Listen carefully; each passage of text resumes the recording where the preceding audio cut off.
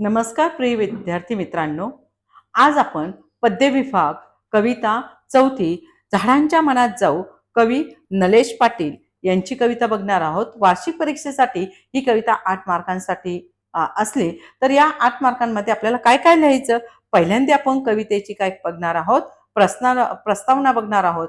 तुम्ही जर माझ्या चॅनलला असाल तर माझ्या चॅनलला सबस्क्राईब करा आणि या ठिकाणी शेवटपर्यंत व्हिडिओ बघा। या ठिकाणी तुम्हाला मी काही कवितेच्या महत्त्वाच्या ट्रिक्स सांगणार आहे।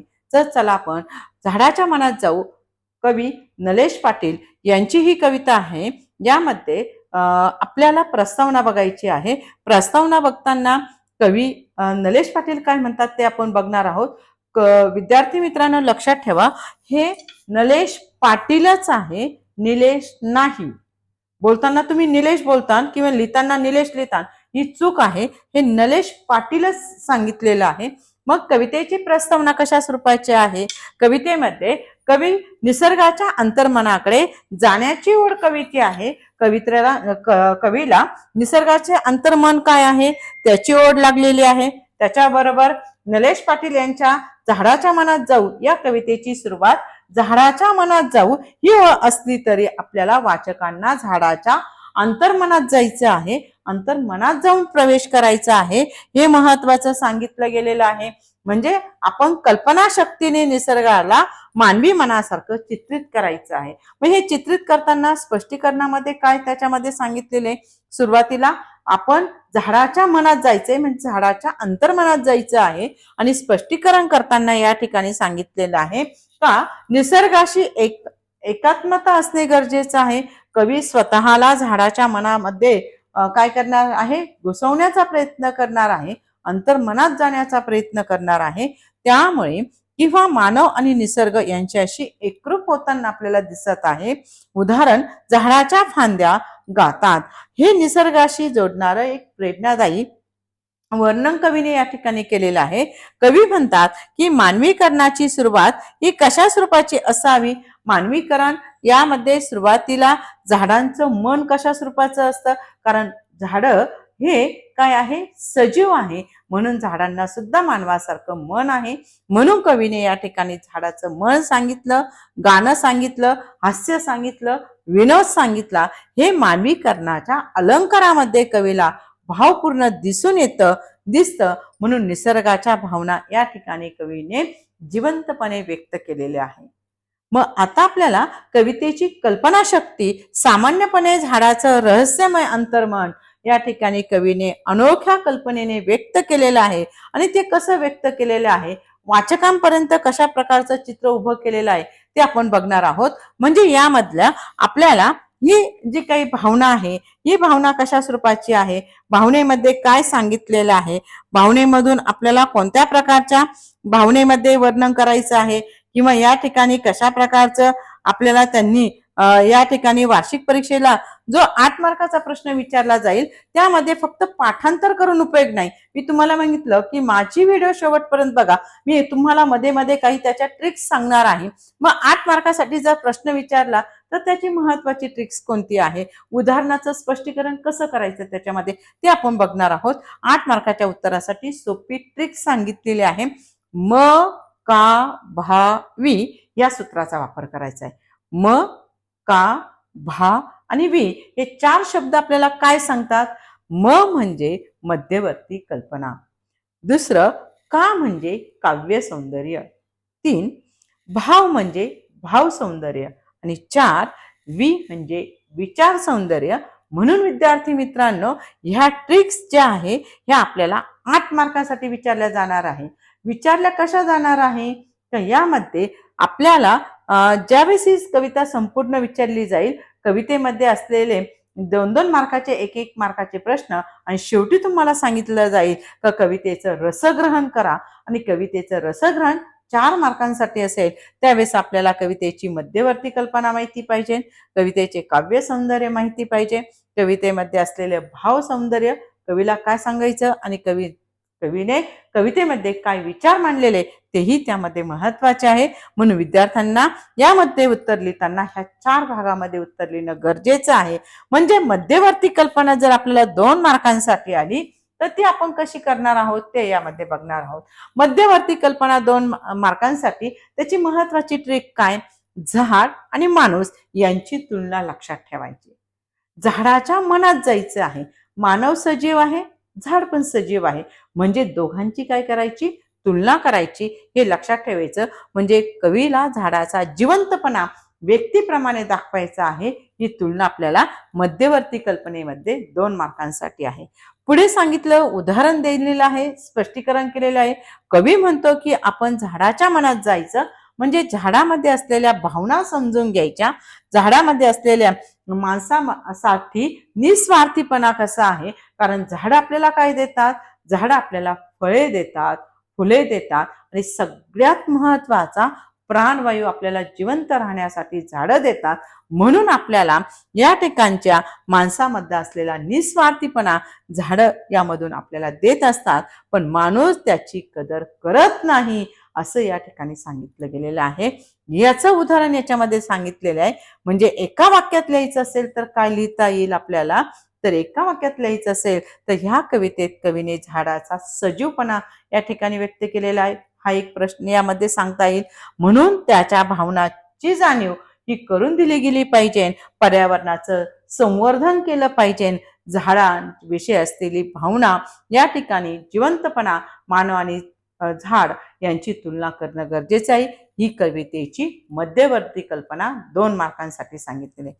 पुढे सांगितलेलं आहे काव्य सौंदर्य. आपण कशा प्रकारच्या ट्रिक बघतो इथे बघा. काव्य सौंदर्य ट्रिक म्हणजे मा प्र श. मा प्र श हे लक्षात कसं ठेवायचं? या ठिकाणी मा म्हणजे मानवीकरण, प्र म्हणजे प्रतिमा आणि श म्हणजे शब्द सौंदर्य. श म्हणजे शब्द सौंदर्य, प्रतिमा, मानवीकरण हे कशाशी आहे? तर आपण याचं स्पष्टीकरण एका उदाहरणाद्वारे बघणार आहोत. मग या ठिकाणी झाडाचं मन आहे. झाडाला मानवीकरण म्हणजे झाडाला मन आहे. का बरं? झाड हा यामध्ये झाड हे काय आहे? सजीव आहे. झाडं स्वतःच अन्न स्वतः तयार करतात. प्रकाश संश्लेषणाद्वारे वनस्पती म्हणजे झाडं आपलं अन्नाची निर्मिती करते. म्हणून झाड हे वाढत जातं, सजीव आहे. म्हणून या ठिकाणी झाडांना काय आहे? मन आहे. हे यामध्ये दाखवायचं म्हणजे मानवीकरण अलंकार यामध्ये दाखवलेला आहे. झाडाची सावली, झाडांची पानांची सळसळ याचं चित्रण, चित्रमयता या ठिकाणी दाखवलेली आहे. साधी, ओघवती, सरळ असलेली भाषा या ठिकाणी दाखवलेली, त्याला शब्द सौंदर्य म्हटलेलं आहे. आणि अशाच प्रकारच्या मधून शब्द सौंदर्य दाखवलेलं आहे. मग आपल्याला या शब्दांचा वापर करायचा आहे, म्हणजे अलंकाराचा वापर करायचा आहे, त्या प्रतिमांचा वापर करायचा आहे, निसर्ग चित्रण या ठिकाणी वापरायचं आहे आणि सोपी भाषा वापरायची. म्हणून आपल्याला मा म्हणजे या ठिकाणी मानवीकरणाचा अलंकार वापरायचा आहे. प्र म्हणजे या ठिकाणी अलंकार, प्रतिमा, निसर्गचित्र, सोपी भाषा म्हणजेच प्रतिमांचा वापर करायचा आहे. शब्द सौंदर्य म्हणजे झाडांची सावली असेल, पाण्याची सळसळ असेल, त्याचं चित्रमय या ठिकाणी करायचं आहे. जी कविता लिहिलेली आहे ती अतिशय सरळ, साध्या, सोपेमध्ये लिहिलेली, भाषेमध्ये, ओघवत्या भाषेमध्ये लिहिलेली आहे. म्हणून शब्द सौंदर्य आपण याच्यामध्ये बघायचं आहे. मग अशामधून आपल्याला काव्य सौंदर्य, शब्द सौंदर्य या मध्यवर्ती कल्पना यामध्ये सांगितलं गेलेलं आहे. आणि त्याच्यामधून आपल्याला हे भाव सौंदर्य कशा स्वरूपाचं सांगितलं गेलं होतं हे आपण याच्यामध्ये बघितलेलं आहे.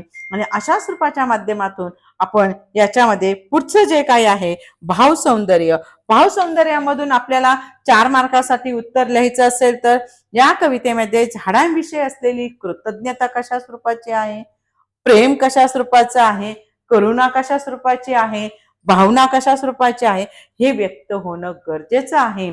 आणि त्याच्या माध्यमातून झाड माणसाला निस्वार्थीपणे सर्व देतात, तरी मानव मात्र झाडं तोडल्याशिवाय राहत नाही, झाडावर कुऱ्हाड चालवल्याशिवाय राहत नाही.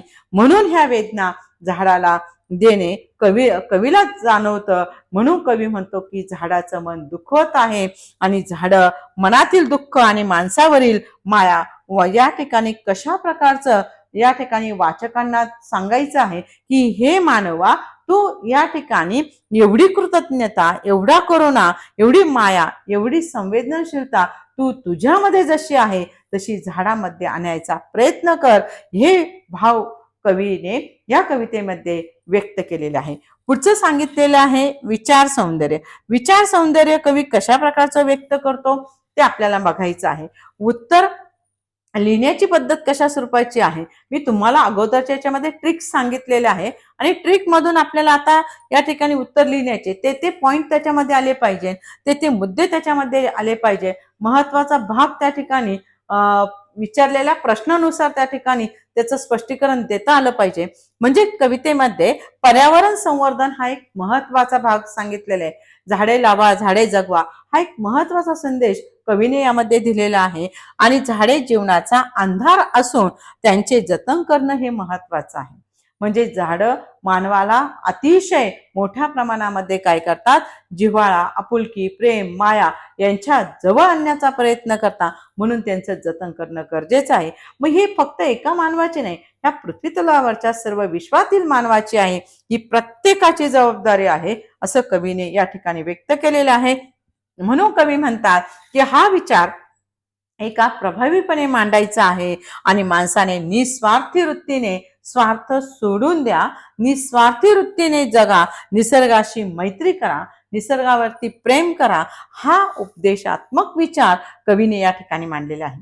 विद्यार्थी मित्रांनो, तुमच्या लक्षात येत असेल काय भावाबद्दल असलेले शब्द कशा स्वरूपाचे आहे, करुण, प्रेम, दया, कृतज्ञता हे भाव सौंदर्यामध्ये व्यक्त करायचं आहे. विचार सौंदर्यामध्ये आपल्याला पर्यावरणाचं संरक्षण करायचं आहे, जीवनाला आधार देण्याचं काम करायचं आहे आणि पर्यावरण संरक्षण करणे निस्वार्थ वृत्तीने ही प्रत्येक मानवाची जबाबदारी आहे. हे विचार कवीचे या ठिकाणी महत्वाचे आहे. म्हणून कवितेमध्ये हे विचार आपल्याला यामध्ये दिसून येतात. सामाजिक जाणीव निर्माण करण्याची या ठिकाणी गरज आहे. म्हणून त्या ठिकाणी पर्यावरण संरक्षण, सामाजिक संदेश, जबाबदारी आणि निसर्गप्रेम हे 4 शब्द अतिशय महत्वाचे आहे. ते उत्तर लिहिताना त्याच्यामध्ये येणं गरजेचं आहे. म्हणून विद्यार्थ्यांसाठी तुमच्यासाठी लक्षात ठेवण्यासाठी ह्या महत्वाच्या ट्रिक्स आहे.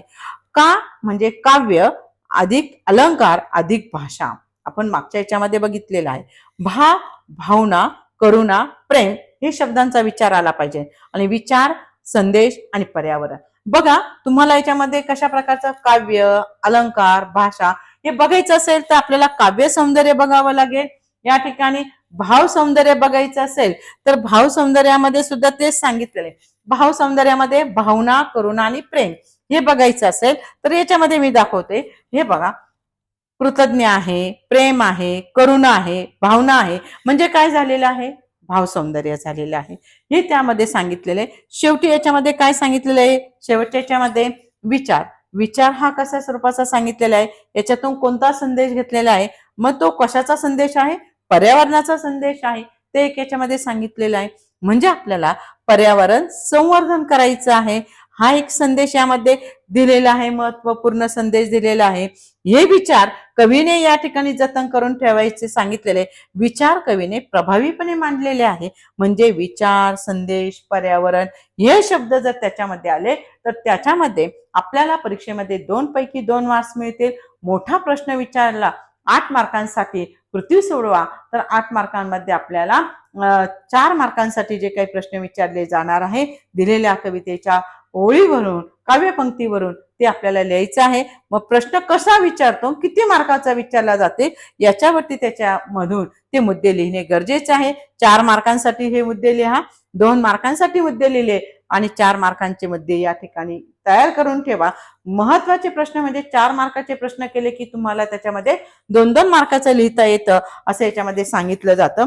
आणि अशाच मधून आपल्याला पुढच्या याच्यामध्ये बघायचं आहे की ह्या कवितेमधून आपल्याला ज्यावेळेस मात्र या मध्यवर्ती कल्पनेमध्ये आता एका शेवटच्या याच्यामध्ये मी तुम्हाला सांगणार आहे की काय सांगितलेलं आहे. झाडाच्या मनामध्ये आपण काय बघितलेलं आहे, आपण आता फक्त याच्यामध्ये एकदा रिव्हिजन बघू का आपल्याला हे मुद्दे लक्षात ठेवायचे. म्हणजे आपल्याला प्रश्न कसाही परीक्षेला विचारला गेला तरी आपल्याला त्याचे उत्तर लिहिता आलं पाहिजे. म्हणजे प्रस्तावनेमध्ये कवी नलेश पाटील यांनी काय सांगितलं, झाडाच्या मनात जाऊ या कवितेमध्ये झाड आणि सजीव भाव विश्व या ठिकाणी केलेलं आहे. भाव विश्वाचं वर्णन केलेले, झाड आणि मानव यांची तुलना करायची आहे. मग आता याच ठिकाणी पर्यावरणाचा संरक्षणाचा संदेश कवीने प्रामुख्याने या ठिकाणी ही कवितेची वैशिष्ट्ये म्हणजे कवितेची प्रस्तावना आहे, ही प्रस्तावना लिहिली तर परीक्षेमध्ये 1 मार्क मिळतो. आता पुढचा प्रश्न पडलेला आहे, मध्यवर्ती कल्पना. मध्यवर्ती कल्पनेमध्ये काय आलं पाहिजे? कवितेमध्ये पूर्ण कविता आहे तर त्याच्यामध्ये काय वर्णन असलं पाहिजे? कशा प्रकारचं आहे? झाडाच्या मनात जाऊ. म्हणजे या ठिकाणी कवितेच्या नावावरून आपल्याला लक्षात आलं पाहिजे काय, का झाड हे काय आहे? सजीव.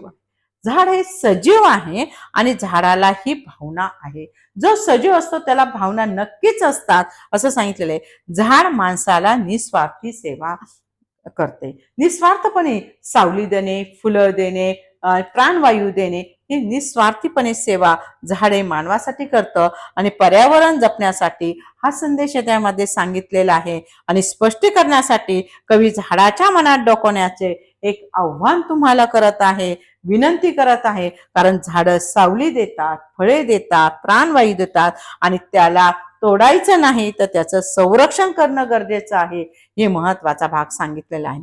पुढचं सांगितलेलं आहे काव्य सौंदर्य. काव्य सौंदर्यामध्ये काय सांगितलेलं आहे? मानवीकरण अलंकार.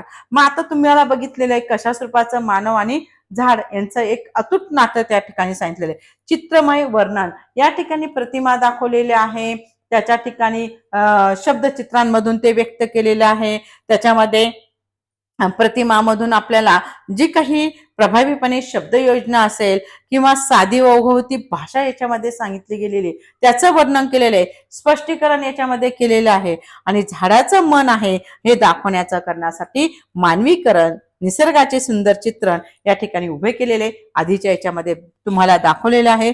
पुढे सांगितलं गेलेलं आहे भाव सौंदर्य. कृतज्ञता, प्रेम, माया, जिव्हाळा, करुणा, संवेदनशीलता आणि हेच स्पष्टीकरण आपल्याला त्याच्यामध्ये येणं गरजेचं आहे. हे महत्वाचे मुद्दे यामध्ये सांगितलं. झाडाची उपकाराची जाणीव असणे महत्वाचे आहे. झाडांची वेदना महत्वाची, वाचकाच्या मनाला स्पर्श करतं हेही तितकंच महत्वाचं आहे. आणि शेवटचा जो काही मुद्दा सांगितलेला आहे तो आपल्याला शेवटचा विचार सौंदर्य. कवीच्या मनामध्ये पर्यावरण संरक्षण महत्वाचं आहे, सामाजिक संदेश महत्वाचा आहे, जबाबदारीची जाणीव महत्वाची आहे, सामाजिक जागृती महत्वाची आहे आणि समाज जागृती, सामाजिक जागृती ही महत्वाची. समाज जागृतीमध्ये महत्वाचा भाग याचं स्पष्टीकरण केलेलं आहे. झाडे जीवनाला आधार देतात, त्यांचं जतन करतात आणि प्रत्येकाची ही गरज आहे. म्हणून कवी या ठिकाणी म्हणतात का आपल्याला मानवाला झाडाच्या मनात जाऊ असं कवीने या ठिकाणी सांगितलं गेलेलं आहे. आणि झाडाच्या मनात गेल्यानंतर पर्यावरण संरक्षण नक्कीच होईल. हे पर्यावरण संरक्षण करण्यासाठी ही मानवाची जबाबदारी आहे. मानवाची जबाबदारी असल्याने जास्तीत जास्त झाडे लावा आणि सगळा हा परिसर हिरवा करा आणि झाडाच्या मनात जाऊन त्याच्याशी भावनांशी या ठिकाणी एकरूप व्हा आणि पर्यावरण संरक्षण करा. हा संदेश कवीने या कवितेमध्ये दिलेला आहे. फक्त परीक्षेपुरतच मार्क मिळवण्यासाठी कवीने लिहिलेली कवितेकडे लक्ष न देता मानव म्हणून आपली जबाबदारी काय आहे याच्याकडे लक्ष द्या. आणि त्याचबरोबर आपण पर्यावरण संरक्षण करणे ही मानवाची जबाबदारी आहे हेही तितकंच लक्षात ठेवा. जर तुम्हाला माझी व्हिडिओ आवडली तर माझ्या चॅनलला सबस्क्राईब करा. जर मित्रांना शेअर या ठिकाणी नक्कीच करा आणि कमेंटमध्ये मी ही कविता समजली तर तुम्ही मला येस म्हणून लिहा. धन्यवाद.